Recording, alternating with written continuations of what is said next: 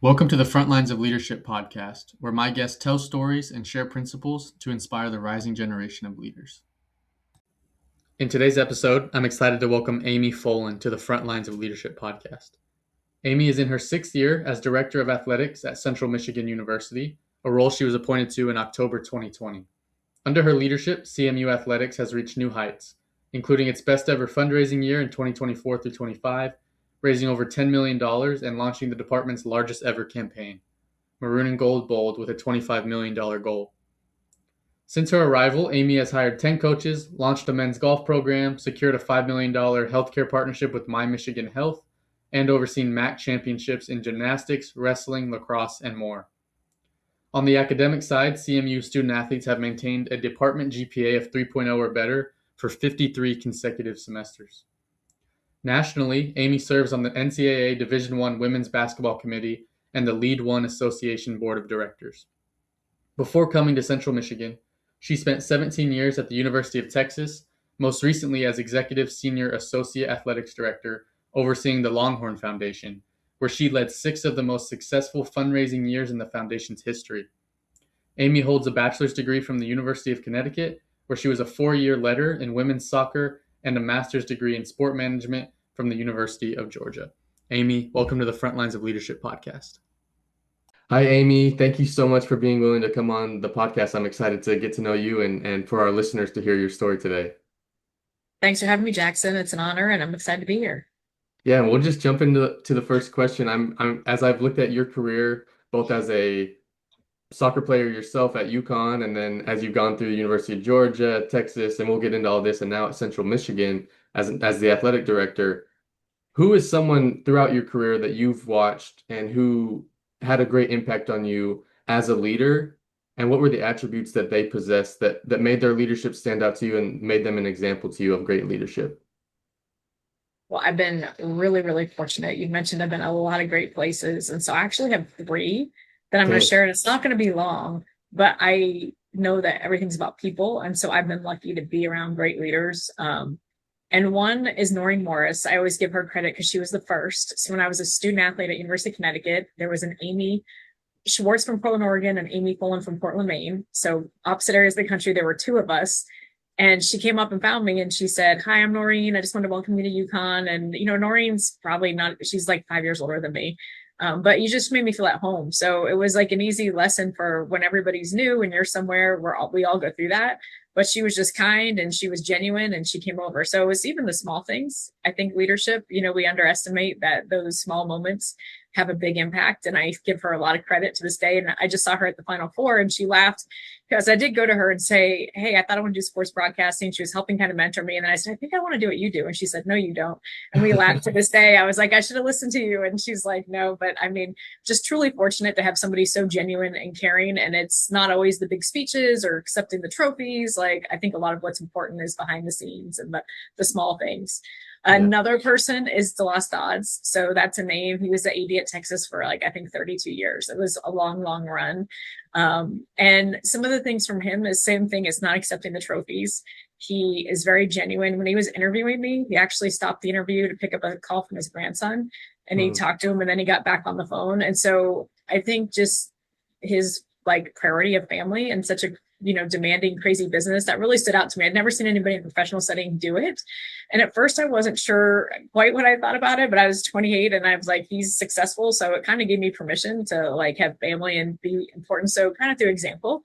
Mm-hmm. There was another time that we were going, I think, to a track meet or a soccer game. I remember where the stadium was at and both are played in there. And he didn't have his parking pass. Somebody borrowed it in his family and he didn't have it. And the woman's like, "I can't let you park here, sir." And he's like, "Okay, I appreciate it." He's doing his job. Regardless that he was AD at Texas at that time for 25 years, he never pulled rank or was rude or discourteous. He just always was genuine in himself. So again, a lot of people see the awards, the accolades. And the one thing he always taught me is I would try to study. I wanted to be an AD after getting with Noreen and knowing I wanted to do this. And he'd say, "Well, when you're just going to be yourself." Mm-hmm. And so I do think that is true. And why I'm giving examples of 3 different people is I've been through a lot of great leaders that are all very different. And I think one of the key successes is being yourself. So the last one I'll give is Chris Del Conte, who's the current AD at Texas. And similar, he's accepted a lot of awards on behalf of Texas, has set tremendous records. But one of his favorite sayings is if you got one finger pointing away, there's three back at you. Yep. And I think one of the things that he always does is he's always great at taking the blame publicly, and he'll find it, you'll have close the ranks and talk after and get it better. But anytime there's something public going wrong, he's really good at being the leader that takes it on his shoulders and wears it. And it's the authenticity, I think, from all of them. So I guess my mom always said it's actions, not words. And so I think one of the things great leaders, they're great with words. They're obviously great speakers. Noreen's a commissioner of a conference. But I think people that are truly successful, like people can see through if it's not genuine, it's not there. So I've been truly fortunate. I have many more, but those are three that, that to me throughout my career have been consistent and have had a big impact. Yeah, that's awesome. And you mentioned three by name, but then your fourth is your mom. You mentioned your mom a little bit. So shout out to moms out there. Yeah. They're always great leaders. They are. Yeah, well, thank you for sharing those three. I think it's amazing. I love asking this question on the podcast. That's always the first question I ask because it makes us look back, even though, I mean, you have a great career yourself now as the head at Central Michigan and looking back through Texas and all the other ones I mentioned. And you're able to look back and reflect on the people that helped you get to where you are. So I love that question and something I want to touch on, and maybe you could help dive into a little bit more. One of the first words you mentioned when you mentioned Noreen, and then as through the next two as well, is the importance of relationships. Maybe you could dive in a little bit more of why you feel relationships are so important in leadership, both being led and then also when you are, in the opportunity, when you have the opportunity to lead others, why those relationships are so critical. I mean, one of the things I'll also say is always about people, and Del Conte in a different way, but it is. I have some stories I probably can't tell, but like he knew these people, and I was like, how do you know them? And honestly, sometimes I start laughing, like he went back to college and he might have been socializing with some people. So, somebody, and then I would be in the car and he was at Washington State and all these people call him like, oh my God, like all the people now, it's like the epicenter of college athletics now, like back in the day, like Noreen would say this too. She said, when you were a student athlete, like who would have known like where we were going? So, right. I mean, people truly is what it's about. And DeLoss would always say the best part of his job was people and the worst part of the job was people, but everything truly is about relationships. And I think how you treat people on any given day, I say how you treat anyone, it's how you treat everyone is true. And, I think it's just being authentic and genuine and consistent yourself. And not everybody can do that, right? Like it doesn't always show up in the right way, but I think over time it does play out. I mean, I've been fortunate, like Mac Brown, Rick Barnes, Shaka Smart, like again, when you're at great places, like these brands, the one common theme is people. And cream rises to the top and you find consistent people and just being around great leaders and have the opportunity to study. I mean, like all coaches are leaders of their units, areas, right? So kind of in the business of people and leadership. And so just really fortunate to see different success looks differently, but I think the same thing is people are usually pretty genuine. And that's how they get long-term success. If they're not, it just doesn't work. They all have different styles. And some of those people I mentioned are very different, but some of them still very successful in the same role. And so I think what's cool is just everybody finds their own way to be authentic and genuine and to leadership is getting results, right? But everybody does that a little differently. I think if you're not doing it in your own way, it doesn't work. Right.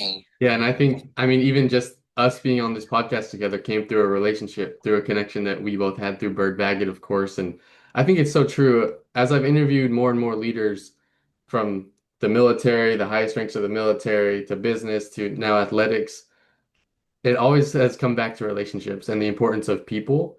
And I think I'm reading a book right now. It's called Trust and Inspire by Stephen Covey. It's a leadership book.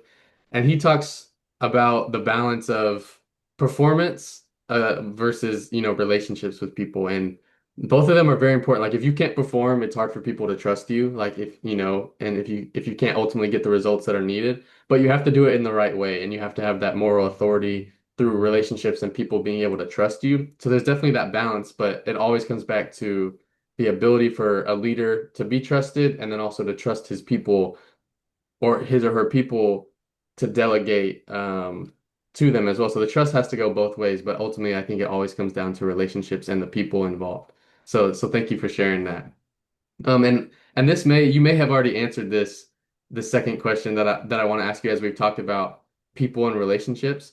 But I ultimately, through your career, learning from these leaders, and now with your opportunities to lead, what is your personal leadership philosophy? Like if someone was to come to you and say, like, what do you stand for? How do you lead? And I'm sure you've touched on it a little bit with the relationship part, but like if someone was just come say, what do you stand for as a leader? What's your personal philosophy? What would you say to them? Well, I had the benefit of getting this really codified, and I want to say this was around like 2008. It was True Growth Academy, and Yeah. Bert Baggett is a former track runner at Texas, and he came in. DeLoss wanted to send me down because we actually use this for the whole department. So he wanted me to go look. We were looking at succession plan, and we knew DeLoss was towards the end of his career, so we wanted to build things up for business continuity and look at different leadership development and a business continuity plan. And then Lawson Magruder, who was Bird's partner, were putting on this True Growth Academy. And so one of the benefits, I've been to a lot of leadership things, was defining it. And for myself, like my definition is to be my best, serve others, and pass it on. And the values in this order are integrity, family, excellence, legacy, and continuous learning. And that has been the same for me since 2008. So I think I benefited from that program. I'd never got that specific, and Mhm. having to be that specific over a span of time, I think gives me comfort. I don't have to really think about it. Like those things kind of just really are so ingrained. But since you asked this, I don't talk about it as often, as I think it's just working there in my mind. And when everybody asks, it's something I've had since I'm getting old now. It's almost coming on 20 years. No, that's awesome. And how has not everyone has had, that opportunity. I think it's so important to really nail down like what do you stand for? What are your values, your leadership values? And you mentioned some integrity, family, continuous learning. How has that supported you as a leader in times? I I I guess where this question comes from, I feel like the people that make oftentimes the greatest decisions have their values and they have decisions made before the opportunity even arises. Like if one of your values is integrity, when someone comes to you in any form and whatever they're asking you to do or to accept is not from a standpoint of integrity, you already have made that choice up. You're not going to make that choice. And that's just one example, but how has having these concrete written down since 2008 benefited you in your roles as a leader? I think it just helps when I have a new president or new boss, members. When we get into situations, I'll just say, like, look, here's who I am and here's how I'm going to look at this. So if it doesn't align with where you are, like, it may not be right, but I'm going to pick integrity over money or winning. Like, it's just the way that I'm wired. So if that's not what your values are, where you're aligned, or you want this decision to be, just know that that's how I'm looking at it. And I think it just gives you a sense of confidence, right? Like at the end of the day, especially in any AD chair, you get to make tough decisions. It's not always going to be the right decision, but if you know what you care about and what you value at the end of the day, then if it doesn't work, at least you did it, with clarity and consistency, and, just do your best and figure it out from there. Yeah, I like that. And you brought up something. I love this interview because you're my first interview in the athletics realm, um, especially college sports right now. It's a lot of what I read about, NIL, the transfer portal, all of those things. And so I'm sure you're entrenched in all of that. And how is that? How do you portray? I mean, as the athletic director, you're not only leading yourself, you're leading a team of other associate athletic directors, you're leading a team of all your coaches throughout every sport, and then ultimately that boils down to the players and the staff on all of those teams. And so, how do you when you look at the athletic department and you're the leader of the whole athletic department, how do you translate those values and the importance of being a leader to the other leaders on your team, like the coaches and the other athletic directors? How do you best, or how do you, I guess I'm trying to ask, how do you portray that to them? Because they're leaders in their own right as well, leaders of teams. But ultimately, I feel like in the athletic department, they would look to you as their head. And so how do you, as the leader, portray your values, but also allowing them to be their own leaders as well? Yeah, I don't really make it about me. It's usually about them. So I don't Mhm. know. I mean, they know if we have to talk through situations, but usually it's to come up with department values and how we define that. And here we focus on student athlete experience, the fan experience, our 250,000 alums and everybody that we represent for this great university. And then we look at trying to be leaders in the MAC. So we kind of set those values out, but then I give them the flexibility, within those bounds. But, integrity is a steadfast at this university. They have 7 leadership principles that we have to envision and value. And so we take those as a base of how we do everything. And then what we do is we focus on that student athlete experience fan and being leaders in the MAC. And then I just try to support them in, more of a servant style leadership. Like, what do they need? And those are the boundaries, right? Like, if we start getting off the rails with one of those, but it's not because it's mine. I think that's the interesting thing. Like, at universities, you have to be welcome of everybody, right? It doesn't matter what your backgrounds, beliefs, like campuses and higher education are places of thought and engaging everybody. And so I serve everybody. And I, will not usually say, and I'll say, look, I have personal feelings or perspectives. Doesn't matter. I'm in a professional setting where I service you, and that those don't come into play. So I think it really isn't a lot about me and my style. Maybe that's not the right approach. A lot of it's about them and what I can do for them. And I just think, like we said, actions instead of words is usually what they need. Yeah. No, I love what you brought up, this servant leadership idea. And I wasn't expecting that answer. Like how you said it when I said, how do you portray these values and how do you help develop the leaders on your team? And the first thing you said was, well, it's not about me, it's about them. I think that makes a great leader. And I think as you focus on others and you have that leadership mindset, I think that helps grow teams even way more because they know you have their back, they know you're there for them, rather than like they have to report to this, hard and steadfast, which has its place in its own right. But I love that idea of servant leadership and the ability that a leader has to say, I might be, in charge, I might be the boss per se in a formal role setting, but I'm here to serve you. I have this stewardship for you and to make sure that you're taken care of. I love that idea. Yeah. Well, Amy, I'd love to, we've talked about, I've kind of mentioned a couple of times your career moving through different schools from Georgia, Texas, through the NCAA even, and then at Central Michigan. As you look back over your career, your definition of success as a leader, how have you felt like that has changed throughout the years, as you've moved from school to school and then up now to being the leader at Central Michigan? I kind of been surprised it hasn't changed a lot. And actually, when I went through the exercise, 20 something years ago, I thought, would it change a lot? Like, and there are things they talk about, crucibles, like major life experiences, death of somebody, divorce, just the major things in life that all of us go through that don't get unscathed. And I've had some crucibles since putting those together, but I've actually been comforted in the fact, but at times I think you always have to look and learn, like, now I have a lot more experience behind me than I had been, but I think some of the values pieces, maybe it's a good thing they don't change. Like, you kind of are who you are and how you're raised. I think it's good to reevaluate them and be able to pivot if you need. I don't think it's going to be rigid. I think it's good to be flexible and reflective, but also some of these things I think are just, from when I was raised and who I am and those experiences that shaped me that were probably pretty solid. So I do look at it, but it actually always surprises me how much when things get really tough and really crazy, like those things I have confidence in, they're pretty consistent. Yeah. And this kind of makes me think of another question we talked about earlier. Obviously, this being in sports, being in the sports industry, athletics, also education. I feel like in sports, oftentimes, everybody's watching the scoreboard.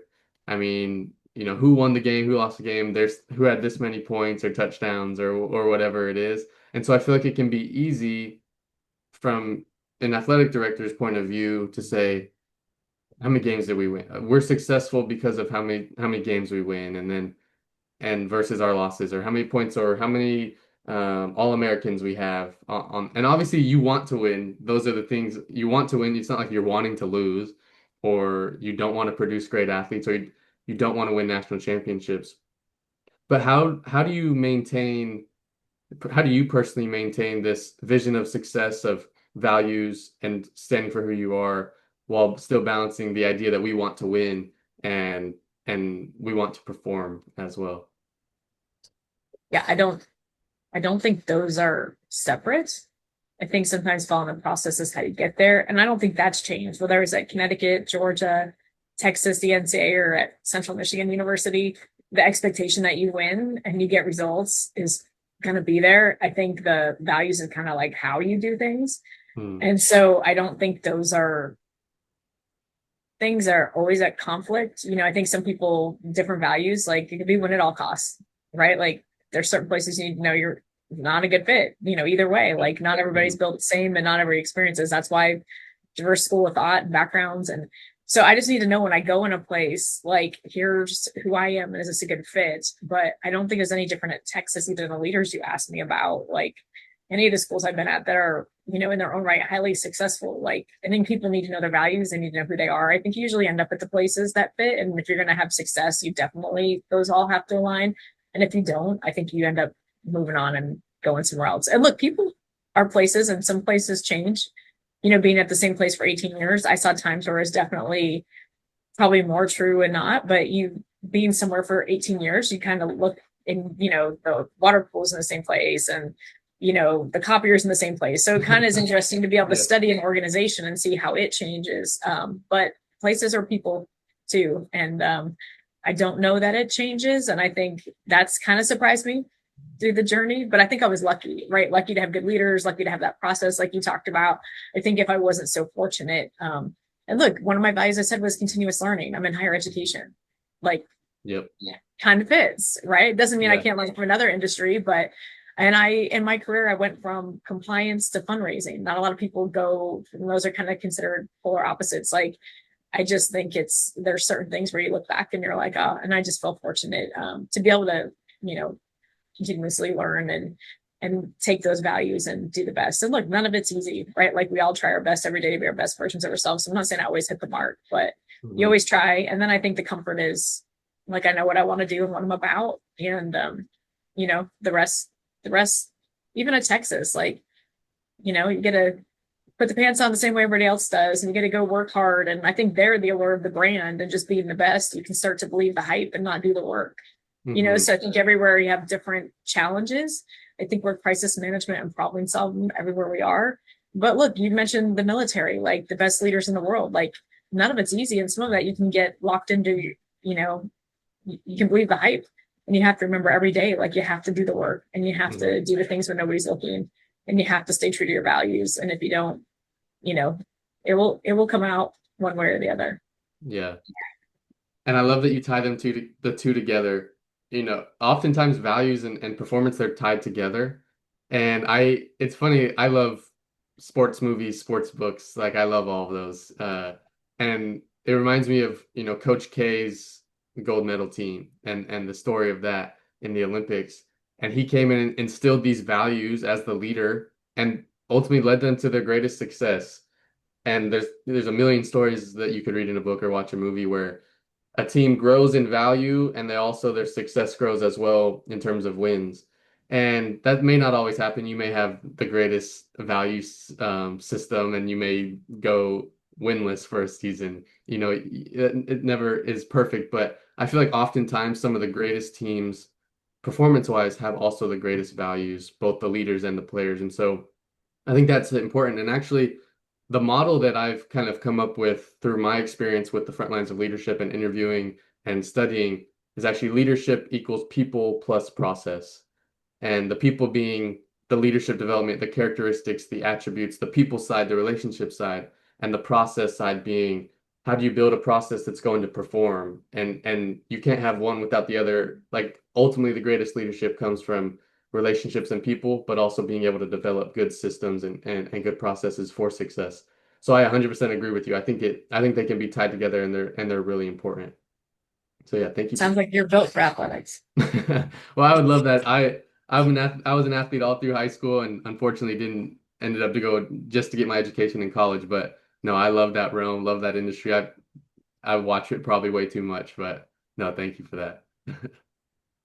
Well, another question I had, Amy, and I've loved your thoughts so far. Thank you again for being willing to come on and share them so far. But I've got a few more questions for you, if that's all right. That's great. Sweet. And this is an idea that I've talked about in other episodes. And kind of the origin of this podcast was to inspire the rising generation, people of my age and younger coming up, to develop those leaders in the rising generation to be the best leaders they can be. And oftentimes we're not necessarily in a leadership role or have a leadership title per se. What would you say to the idea that leadership is more about influence and less about title, and how someone could prepare to be a leader even if they're not necessarily in that leadership position officially? Yeah, I think leadership is a process and lifelong. And I think I told you some of the things that impacted me from some of the top leaders weren't accepting the trophy and the big wins. It was what they did when nobody was looking, or they kind of lost track that people were looking. Right. So I think it's how you treat anybody. And I'm talking about experiences back when I was a student athlete, like, or you're a GA, or when somebody else is and what they do. It isn't titles. Titles aren't what I think people genuinely get to those positions have probably done that. That's not always true. Like, you have exceptions to every rule, but I think for the most part, it is absolutely true. I mean, look, there's 130, well, there's 133 when I got to this year. Now there's 136 FBS ADs. That's a lot of tests, and nobody just gets there easily, and nobody stays there easily. So when somebody's wanting to get there, like, what you do every day is practicing. And then when you get here, like, there's a lot of adversity. There's still bosses. You can't just make the decisions. So the perception and the reality is, like, I think, it's just find what your values are, do the right things, do what's important when nobody's looking. Because I think when you get to the top, like, everybody's looking. So you better practice it while you're there. And I think I had many leadership opportunities that prepare you for here. It isn't a title. It is what you do and how you do it. Again, back to my mom, like, actions speak louder than words. There's nothing you're going to say. And when you're in these positions, you have to represent the brand and you have to speak. But I don't think it's those things that make it happen. It's really what you do and how you treat people. And like you said, that helps process and how you get to results. But leadership isn't a title. It's really what you do and how you do it with others. Yeah, I love that idea. I think the greatest leaders understand that sure if you have a title, like titles, and if you're in that formal position, like that deserves respect, for who you are and the opportunity you've been given. But ultimately, it's what you do with it and having the opportunity as we go back to servant leadership, like, you may have a title, but also you're going to have opportunities well before you have a title to lead and be a leader. And that's because you have an influence on people. And I love this kind of idea of picking leaders. And I'm sure, entrenched and have seen this a lot. The idea of, like, on a sports team, whether it's a basketball team, whatever sport, and all of the athletes picking their captain. Oftentimes, like, that is chosen by the players, and it's the person who they trust the most, who has the greatest influence on the team. And that's not necessarily sometimes I'm sure it's chosen by the coach or the department, whatever. But oftentimes I feel like it comes from the team within. Like, we trust this person. This is who has the greatest influence on us, and that's who we are going to lean to when we need to. And so I love that idea, and it kind of comes back to picking your leader, and it's not about title or anything like that, but really the influence and the stewardship they're going to have over you. So I really like those ideas. Well, one more question I have for you, Amy, and to wrap us up is, and this has helped me learn a lot, and I've actually tried to apply these answers as well as I could in my own life. As I talk to leaders that have much more experience than me, I love to ask them if they were to look back on their younger self, whether that's you at UConn as a player, maybe even younger than that, or at any of the roles before you're in now. If you're to look back, what advice would you give to your younger self about growing into a great leader for yourself? I think it's always be around good people, like, go places. And that's not, it's not always the titles. I do think some of the, like, I'm talking UConn, Texas, Georgia, right, type places, like, you will find a quality in that quantity of people, those legacies. But you have to be mindful that everywhere, people are people and make mistakes. And so you could be there and find somebody who doesn't have integrity. And what are you going to be and what are you going to do? I think what you're doing today, you'd be surprised. I know once in my interview, when somebody said, well, who are you on a team? And I was like, well, I'm the person that carries the water or gets the water cooler if you need to. But if we have to go in and score the goal and win the game, like, I'll do that. And so I think you'd be surprised that what you are doing every day is preparing you. You are leading. Like, life is hard. There's a lot of life lessons and you're learning and you're shaping, but even the top leaders in athletics, when you talk to any of them, like, they'll pull on life lessons and what they grew up doing. So you're doing it. And just know that what you do and how you show up today is where you'll go and how you're doing that tomorrow. Like there are no red carpets, burn orange carpets, burn gold carpets. Nobody rolls it out for you and just says, hey, do you want this? I actually think the more you fail and the more resilient and the more you get up, the more you actually are prepared for wherever you go. And how, in Texas, sitting next to how hot the chair is, like nobody's going to have an easy go. So you got to be prepared to take a lot of licks and, bumps and bruises. And are you resilient? Do you get up?